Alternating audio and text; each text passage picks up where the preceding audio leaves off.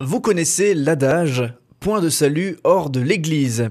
Y a-t-il un salut pour les non-croyants et plus précisément pour les non-chrétiens? C'est la question que nous allons aborder aujourd'hui avec notre philosophe Alexis Masson. Tout ça, bien sûr, dans cette émission Épistéo. Alors, tout d'abord, commençons par de la définition et je crois qu'il y en a bien besoin. Qu'est-ce que le salut? On peut définir en tout cas le salut comme cela, à savoir que le salut, c'est l'union de l'homme à Dieu. L'homme et Dieu sont unis, c'est cela le salut. Alors pourquoi y a-t-il union entre l'homme et Dieu? Eh bien tout simplement parce que Dieu est amour, et plus l'amour est fort entre deux êtres, eh bien plus ils tendent à s'unir. Alors ça peut paraître un peu abstrait comme dit ainsi, mais en fait dans la plupart des exemples de la vie courante, on retrouve cette relation très forte entre l'amour et son implication qui est cette tension vers l'unité. Par exemple, si on prend l'amour filial, c'est quoi? C'est l'amour au sein de la famille. Dans l'amour filial, on sent bien qu'il y a un rapport entre l'amour d'une part et puis cette unité de sang, unité familiale, qui est une forme d'institution, mais il y a une forme d'unité quand même, qui est la famille. Dans l'amour amical, autre exemple, on a aussi une forme d'unité, qui est par exemple le partage d'activités en commun. Souvent, les amis aiment se fréquenter, aiment être ensemble, aiment faire des choses ensemble. Et donc, il y a des activités communes. Donc, on le voit là encore, il y a une forme d'unité. Et puis, enfin, l'exemple que tout le monde connaît, bien entendu, c'est l'amour conjugal. Dans l'amour conjugal, chacun se donne, fait don de soi à son partenaire et cela réciproquement. Et c'est ce qu'on appelle, en fin de compte, le mariage. Donc là encore, on le voit, l'amour implique l'union. Dans toutes les formes d'amour, il y a toujours une forme d'union. Et du coup, si Dieu nous aime, eh bien, fort logiquement, nous nous retrouverons unis à Dieu. Alors évidemment, tout le problème, c'est que pour que l'amour soit véritablement de l'amour, il faut que ce soit réciproque. Si d'une part un partenaire aime et puis l'autre n'aime pas, eh bien c'est du viol dans ce cas pour l'autre partenaire. Donc il faut que l'homme réponde à cet amour divin, que lui-même aime Dieu. Et c'est là toute la question du salut. Est-ce que l'homme aime Dieu? De son côté, Dieu, lui, nous aime tous. Mais la question, c'est nous. Est-ce que nous aimons Dieu? Est-ce que nous accepterons d'être unis à Dieu? Et justement, peut-on être sauvé? Peut-on être uni à Dieu? Peut-on accéder au salut sans être chrétien? C'est un petit peu ça, cette question aussi.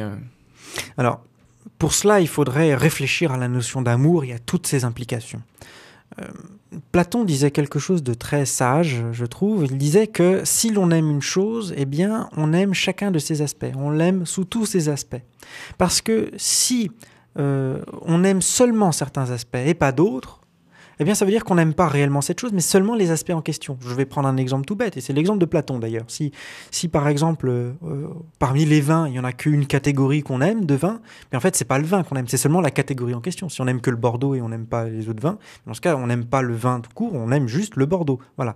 Donc, ce que dit Platon, c'est que si on aime quelque chose, on l'aime sous tous ses aspects. Eh bien, on peut en conclure la même chose par rapport au christianisme, à savoir que si on aime Dieu, eh bien, on va aimer également sa volonté. Et si sa volonté s'exprime le mieux au sein du christianisme, eh bien, par conséquent, quelqu'un qui aime Dieu ne peut que aimer le christianisme, ou en tout cas ne pas s'y opposer, parce qu'on peut effectivement ignorer certains aspects de Dieu, comme on peut ignorer certains aspects d'une personne. Une personne, on peut l'aimer, puis ne pas savoir, ah tiens, elle a tel détail ou tel détail, et quand on l'apprend, on est heureux de l'apprendre, on a appris une nouvelle chose sur cette personne, on l'aime aussi. Vous voyez ce que je veux dire? Donc par conséquent, si on aime Dieu, il se peut, c'est vrai, qu'on ignore certains points de Dieu. On peut aimer Dieu en ignorant la Trinité, on peut aimer Dieu en ignorant l'incarnation, mais si on aime Dieu, on ne peut pas s'opposer à ce qu'il est. Et donc par conséquent, on ne peut pas s'opposer au christianisme si effectivement c'est dans le christianisme qu'il se révèle. Alors cela veut dire que on peut aimer Dieu à travers une connaissance de réflexion de théologie naturelle, c'est-à-dire à partir de l'étude de la nature, en venir à l'idée de Dieu qui a pu créer ce monde, ou on peut aimer Dieu à travers une expérience mystique, mais une expérience mystique qui serait insuffisante pour avoir des éléments de théologie chrétienne. Donc des éléments très primaire. Et donc à partir de ce moment-là, on peut commencer à aimer Dieu. Mais cela veut dire qu'on ne s'opposera pas au christianisme si on va plus loin.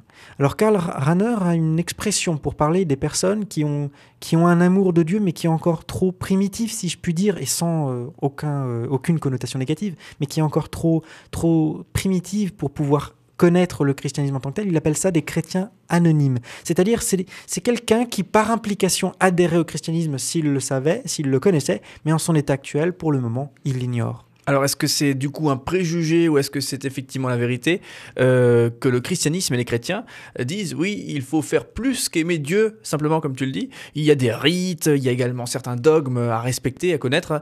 Alors, est-ce que c'est du préjugé ou est-ce que c'est la réalité ?